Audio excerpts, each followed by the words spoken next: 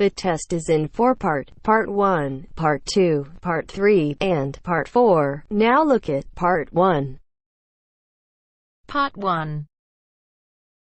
You will hear a telephone conversation between a client who wants to rent short-term accommodation and a rental agent. First, you have some time to look at questions 1 to 5.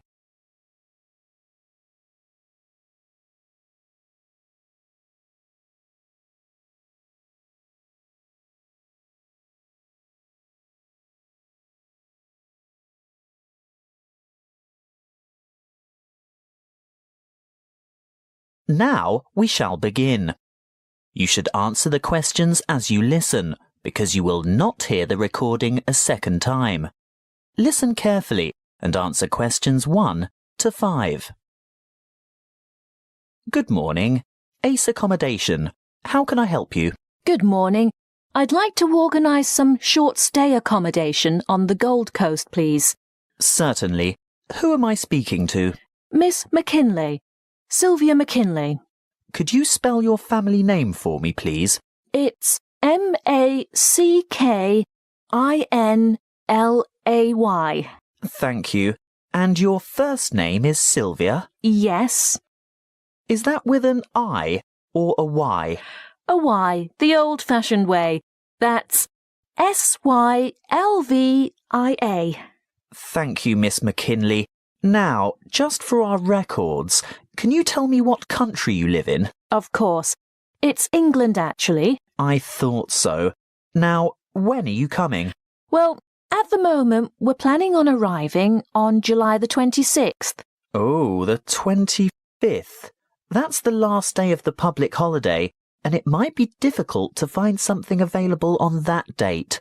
No, we're coming on the 26th of July. Oh, well, that's fine then. We'll have lots of good places vacant by then, although you wouldn't be able to move in until late afternoon, because our cleaning crew will need time to get everything ready for you. That suits us. Our flight won't get in until early evening anyway. How many of you will there be? Just my sister and myself. And how long do you intend to stay for? Oh, only a couple of weeks. We'd like to stay longer, but we'll have to get back to work. So, you're not coming on business then? No, it's just a holiday. Why, what difference does that make? Oh, you'd be surprised. Business people have different needs. You know, wireless internet, even fax machines and photocopiers. No, we won't need any of that stuff. We'll be coming to relax and get away from all that kind of thing. Before you hear the rest of the conversation, you have some time to look at questions 6 to 10.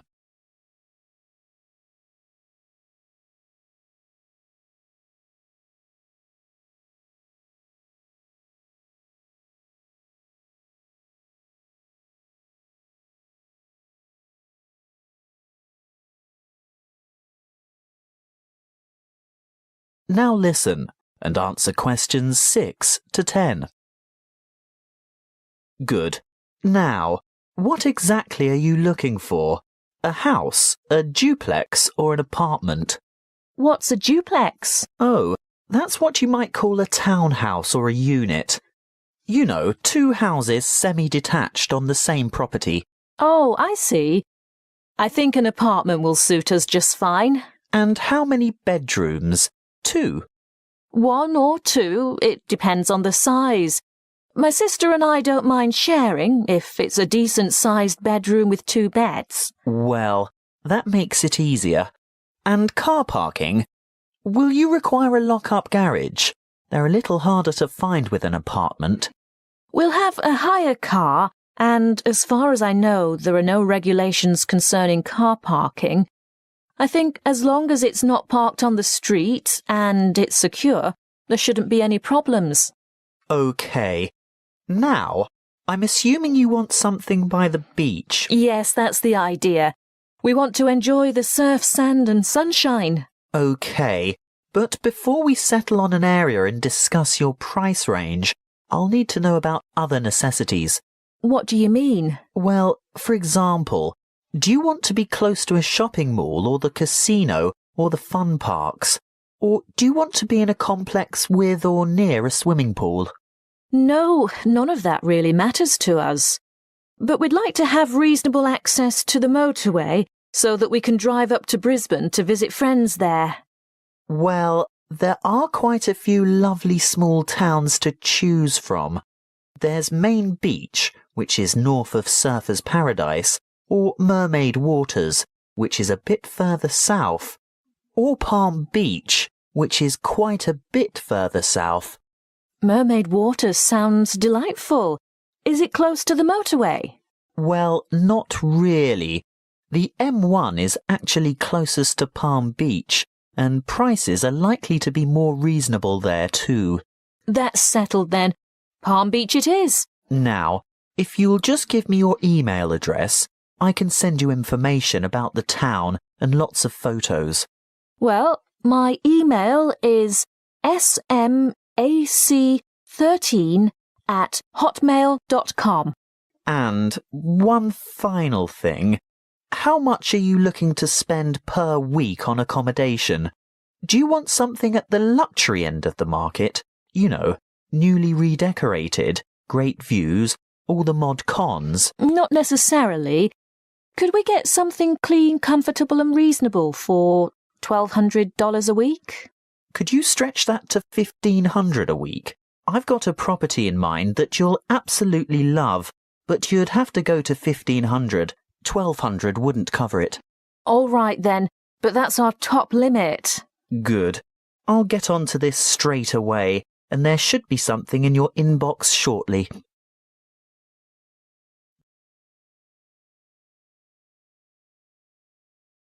That is the end of part 1. You now have half a minute to check your answers.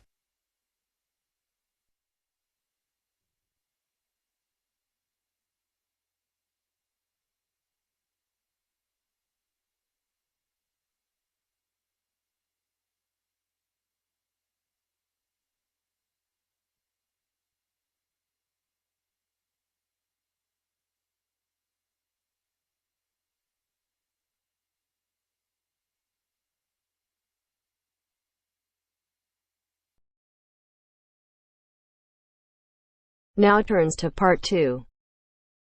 Part 2. You will hear a student counsellor giving information and advice about further study. First, you have some time to look at questions 11 to 14.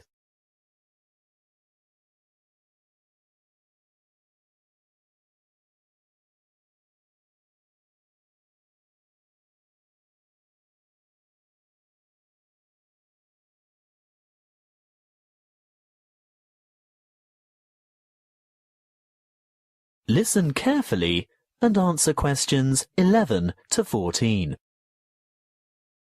Are you thinking about further study? Well, listen to this before you make a decision. It will help you decide if going on to tertiary study is right for you, and it will help you make good decisions for the right reasons.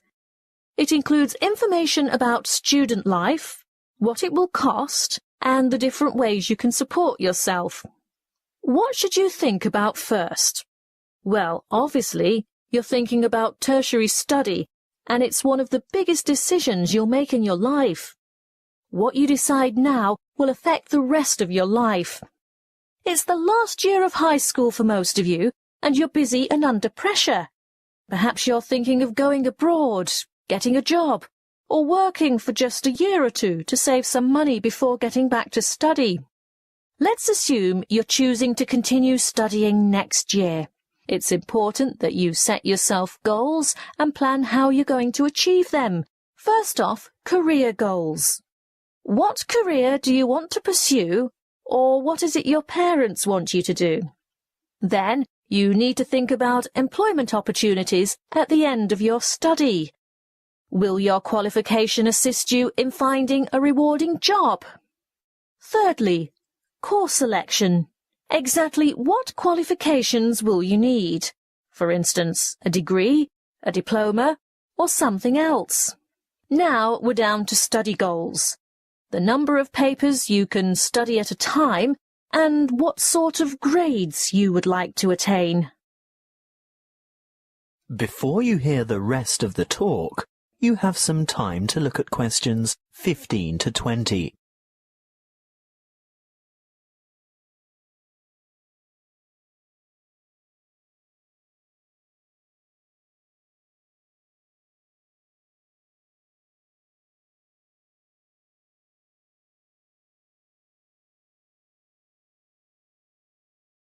Now listen and answer questions 15 to 20. Now, how do you make all that happen? You might feel overwhelmed by all the choices, but there are people and agencies to help. Career Services is a great website with lots of useful information and a search tool for finding courses and providers throughout the country. Then, there are the tertiary education institutions themselves. Universities and institutes of technology, for example, have comprehensive information on their particular websites. You can find out most anything there. Many campuses have a student support association, and they can tell you a lot about what to expect. Don't be afraid to ask them anything. I'm sure they've heard it all before.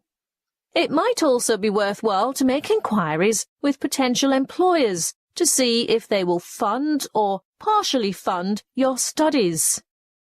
If it is a trade you want to learn, the apprenticeship scheme will help you earn while you learn. That way you'll get valuable work experience while you're studying.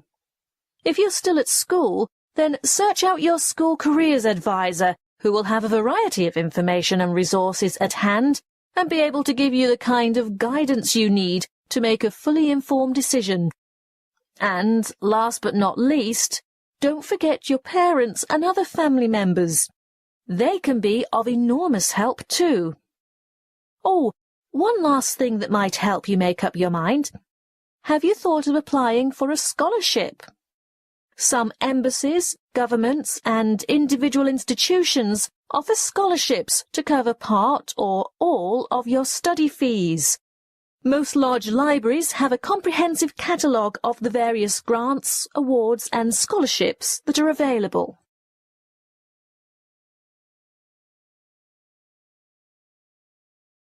That is the end of part 2. You now have half a minute to check your answers.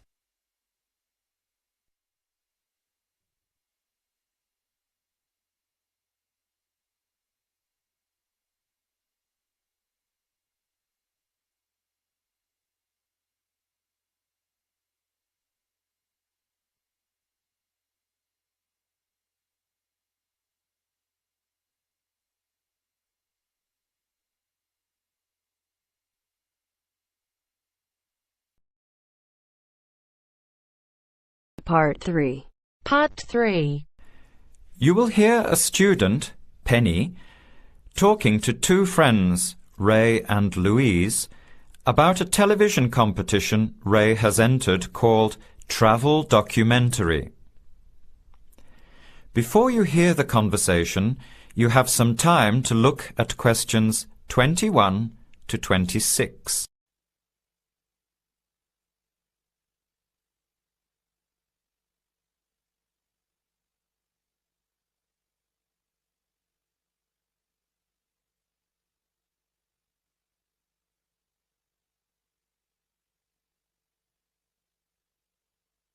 Now, listen carefully and answer questions 21 to 26. Hi, haven't seen you two in ages. What have you been up to? Hi, Penny. Ray is really excited. He's just been shortlisted for Travel Documentary. He could be off travelling around the world for 3 months. Travel Documentary? What's that? You've never heard of it? Don't you watch TV? Well, actually, no, hardly ever. Especially since I've started working on my thesis. I don't have time to breathe, let alone watch TV. So what's this all about, Ray? Well, actually, it's a competition run by public TV. It involves my two great loves, travel and filmmaking. Is it that program where people are sent around the world making documentary videos? I have heard of it. Fantastic! So you've been chosen? Not yet. I'm one of 34 selected for an interview next week, so I've made it through the first cut. Yeah, there were over 200 applicants from around the country. Pretty amazing, hey? Well, I've been lucky so far. What's the next stage? 13 are chosen from the interview to do a 4-week training course in documentary filmmaking. Then the 8 finalists get sent off with a video camera to travel around the world. Sounds incredible. What's the catch? The catch is that every 2 weeks you have to send in a 10-minute video from a different part of the world. It's broadcast on TV along with the work of 3 of the other competitors and judged by a panel of experts and the TV audience. So you're under a lot of pressure. Wow, I guess so. You mean you're on television every 2 weeks? Yep, that's right. But first I have to be selected. Do you have to have any filmmaking experience to apply? Some background in photography or video making helps, but you're not supposed to be an expert.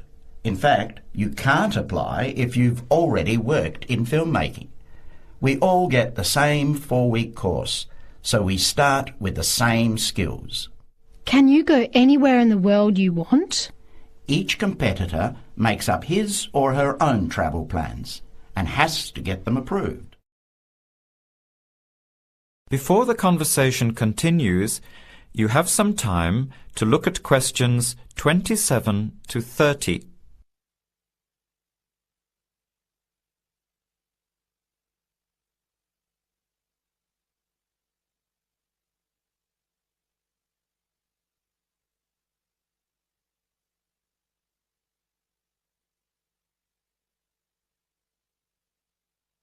Now, as the conversation continues, answer questions 27 to 30. Have you talked with anyone else who has done it?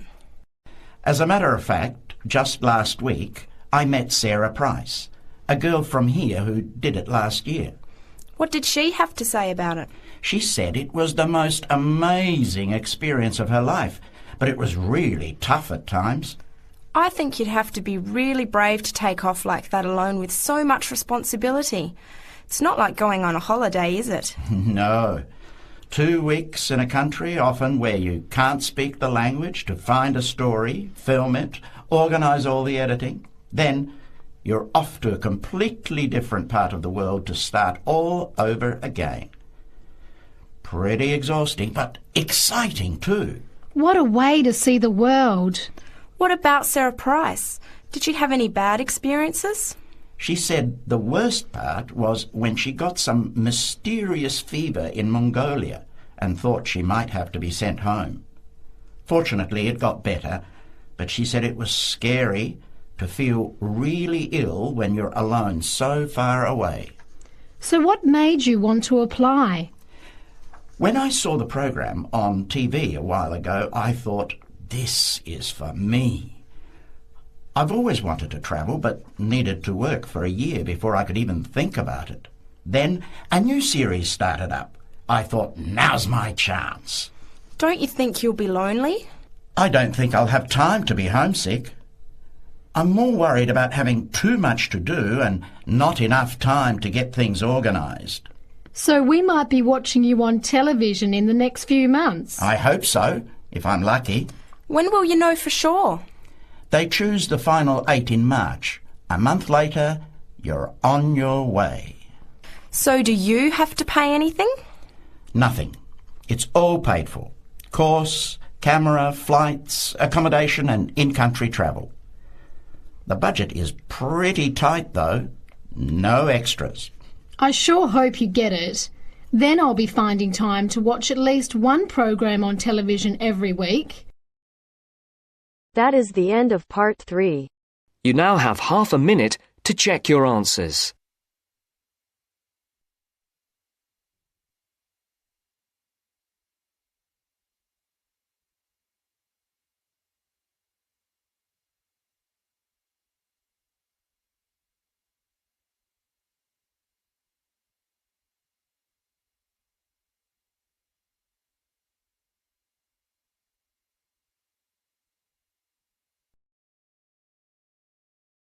Now turns to Part 4. Part 4. You will hear a talk on the work of a printing department at a university.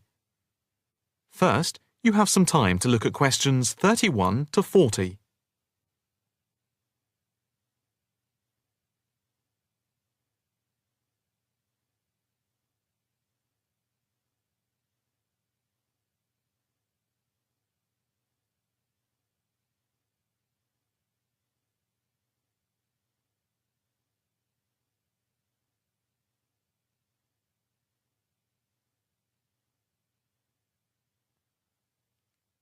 Now listen carefully and answer questions 31 to 40. I am here to give you a brief outline of the work of this new department. The Department of the Printed Word has a very short history, having been created just 10 years ago. Some statistics to start with. The first intake of undergraduate students consisted of 20 students, which rose to 37 in the second year. And we now have about 50 in the first year, doing a wide range of courses, full and part-time. We have a thriving research department, with 17 students on the taught MA course and 7 students doing research full-time. In all, we have 9 full-time lecturers and 16 part-time lecturers who work mainly, but not exclusively, in our evening department. Of the total student body, approximately 21% are from outside the country, a number which has been increasing steadily over recent years. Although students from overseas have to reach a minimum level of competence in English before they follow a course at the university, some may require remedial help with their English, and we can offer help through the Student Support Services as part of the general assistance given to all students. For home students, both graduate and undergraduate, there are bursaries to help with travel and accommodation, for which I would advise you to contact Mrs. Riley at the end of this session. Increasingly, we are forging external links with organisations in the publishing world, and we have been very fortunate in that we have received money to sponsor not just various students within the department, but also technicians and lecturers. Each year we hold a series of lectures which are given by external speakers in the world of printing and the media. The series of workshops that you see around you have been built thanks to a very generous donation which has allowed us to develop our facilities for bookbinding and restoration. Now, the main work of the department relates to teaching the mechanism of printing. And as most printing is now so highly technological, all our students have to be computer literate. For those of you who are interested in taking a module in this department from another department, and who feel that you may not have the necessary computer skills, don't let the technology put you off. We have a number of specialist technicians who can support and deliver crash programs in the computing technology required. As long as you can switch on the computer, you are halfway there. We have what can only be called state-of-the-art facilities, especially for those wishing to move into the publishing world, working not just as printers, but also in editing, page design, layout, and bookbinding. With the extensive facilities we have for book restoration, some of our former students are now employed as expert book restorers and conservationists, skills which were once almost dying out. In the display, you will notice samples of work on book cover design, and as well as having all the necessary computer programs for dealing with printing, we have some old printing presses. Despite being largely a modern department, we do have an increasing interest in research into the history of the printed word, ranging from early European to Chinese and Japanese printing techniques. We have in fact some very well-known experts on early printing in Europe in the 15th and 16th centuries. If this area appeals to you, you can talk to Dr. Fred Clare afterwards. From China, we're lucky to have as a visiting lecturer Dr. Yu, who is an authority on early Chinese manuscripts and printing machines. If you're thinking about doing a module with us, or you are interested in doing research after you have finished your first degree, the person to talk to is Professor Clarkson, who will be able to give you all the details. For postgraduate research, you should really be thinking about applying now, even though we are only in December, as the department now attracts large numbers of people, and we always have many applications for each research position. That is the end of part 4.